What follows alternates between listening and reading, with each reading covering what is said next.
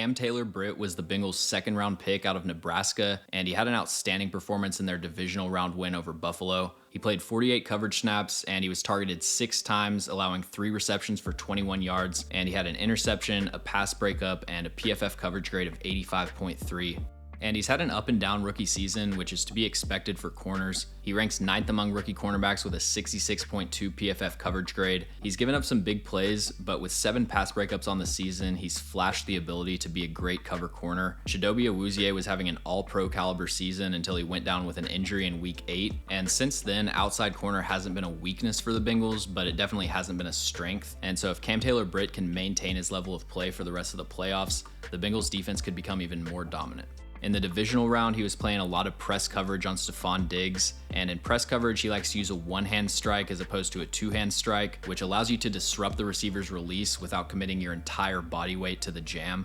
So right here, he lands an inside hand strike on Stefon Diggs, maintains contact for a few yards, and then Diggs creates some separation, but really good tackle to keep it to a short gain. And then right here, he's on Gabe Davis, and you really see the benefit of a one-hand strike as opposed to a two-hand strike. He creates some contact and stunts the release, but Davis is able to wipe his hands away after a couple seconds. And because Taylor-Britt only punched with one hand, he still has his weight displacement on the balls of his feet, and he has the balance and body control to get into trail technique and cover the route with underneath leverage.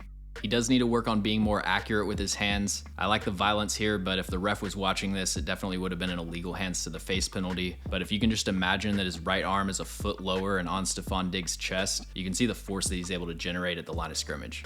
This is a nice rep against Gabe Davis. It's 3rd and 5. Really good patience at the line of scrimmage here. Gabe Davis is given a bunch of shuffle steps. And so instead of overextending and giving Gabe Davis a clean release, he's basically content to just sit there and let him waste time. And then when Davis lifts up this outside arm to wipe through on an inside release, that opens up his chest. And that's when Taylor-Britt establishes contact and gets in phase. Right here, he's matched up with Stefon Diggs. He has a false step at the beginning of the play where he brings this inside foot forward, but then really good foot quickness to recover and get on top of his shoulder. Here's another play against Gabe Davis where he misses with his initial punch. Davis gives a stutter step, draws out the outside hand strike, and then gets a nice outside release. But really good job by Taylor-Britt to flip his hips and recover. He matches the receiver's speed so he doesn't knock him over and get a DPI, and then he just reads Gabe Davis's body language and plays the hands. And then he had his first career interception on the Bills' final offensive play. They're in a prevent Tampa 2. He's playing the flat zone, but he reads Josh Allen's eyes and zones off to intercept this deep corner. And if we go to the Bengals' first matchup with the Chiefs, he had a very similar pass breakup. He's playing the flat route, but then he has the explosiveness to get depth and make a play on the deeper route over the top.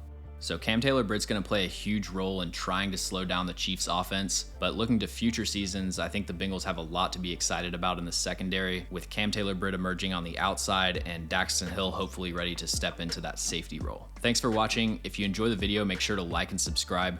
Also, let me know in the comments any players or teams that you'd like me to cover.